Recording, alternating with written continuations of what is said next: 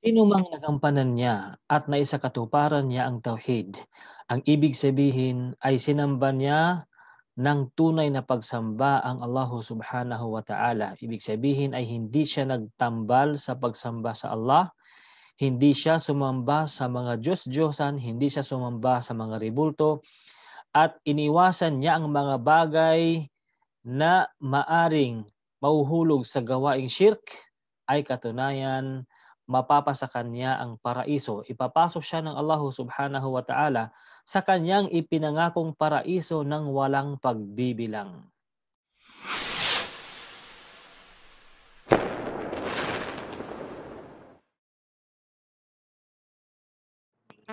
A'udzu billahi minasyaitonir rajim. Bismillahirrahmanirrahim. Alhamdulillahi rabbil alamin wassalatu wassalamu ala asyrafil anbiya'i wal mursalin Sayyidina Muhammad wa ala alihi wa sahbihi ajma'in. Amma ba'd. Assalamualaikum warahmatullahi wabarakatuh. Ang lahat ng papuri at pasasalamat ay para lamang sa Allah Subhanahu wa Ta'ala, ang tunay at nag-iisang dakilang tagapaglikha. Katunayan, pasalamatan natin siya, purihin, dakilain sa lahat ng mga biyayang ipinagkaloob niya sa atin, maging ito man ay ating nakikita o hindi.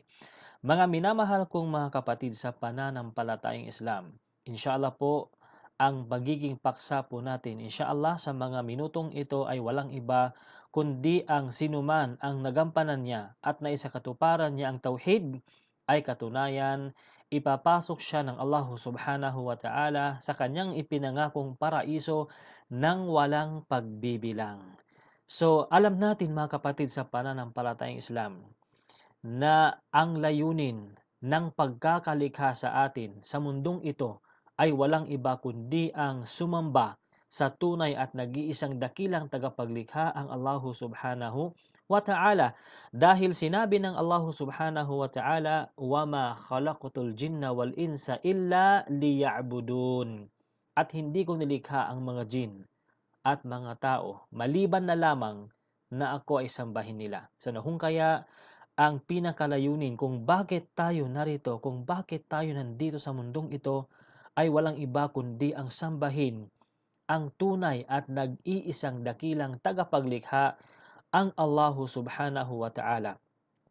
Na kung kaya mga kapatid sa pananampalatayang Islam, papaano natin malaman or papaano natin masabi na tayo ay naisakatuparan natin ang tauhid, nagampanan natin ang tauhid, nang sa gayon ay makakapasok tayo ng paraiso ng walang pagbibilang.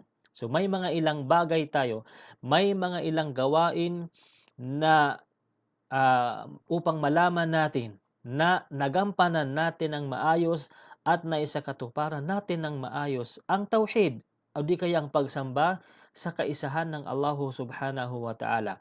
So ang mga gawain ito ay inshallah sasabihin ko po sa inyo mga kapatid, at inshallah sa pamamagitan nito ay makakapasok tayo ng paraiso ng walang pagbibilang. Una narito mga kapatid sa pananampalatayang Islam ay ang pag-iwas mula sa mga maliliit at malalaking shirk o pagtambal sa Allah Subhanahu wa Ta'ala.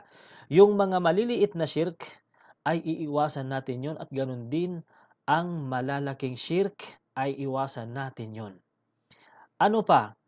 Ang pag-iwas sa mga gawaing bid'ah.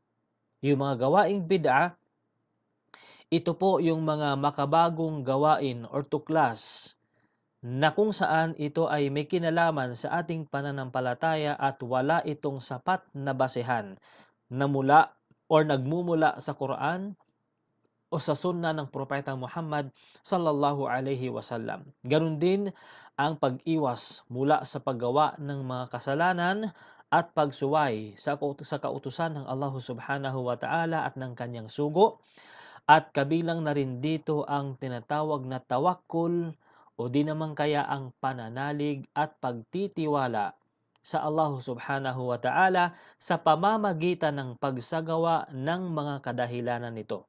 So ito po yung mga ilan sa mga bagay na kapag iniwasan natin ang mga bagay na ito, At kapag ginawa natin ang tawakkul, ang tunay na tawakkul, ang tunay na pananalig at paniniwala at pagtitiwala sa Allah Subhanahu wa Ta'ala, ay insya-Allah ay magampanan natin at maisakatuparan natin ang tauhid. Nang sa gayon, tayo ay makapasok sa paraiso ng walang pagbibilang. So maraming salamat po sa inyong lahat mga kapatid sa pananampalatayang Islam.